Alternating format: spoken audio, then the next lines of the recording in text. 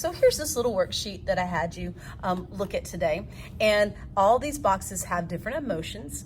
Analog represents like a signal. Like, what do these emotions, what lines could possibly signal these emotions? Or if people looked at these lines, they might read into, hey, this is that type of emotion. So we're going to do one together, and then I'm going to let you do the rest of them. But think about, take angry for a second. So does anger look more like this kind of line? Put this right here so you can really see it. Is it like this? Whee! Or is angry like this? Like, what does angry mean? Does it look more like this or like this? Now, maybe what you draw looks completely different.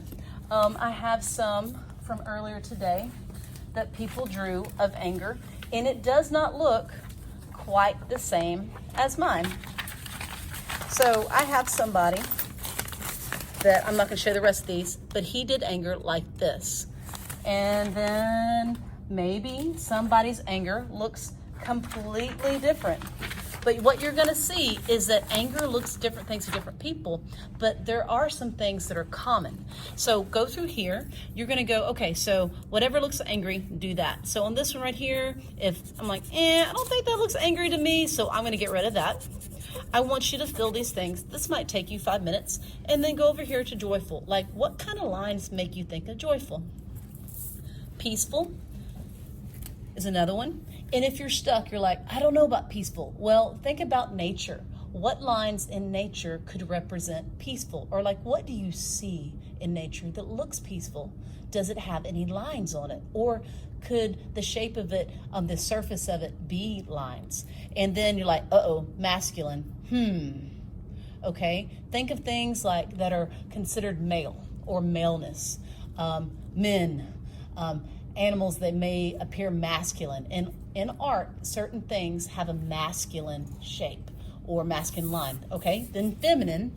How are things that are feminine represented? What about energy? Okay, and then you're like, depression. How does that work?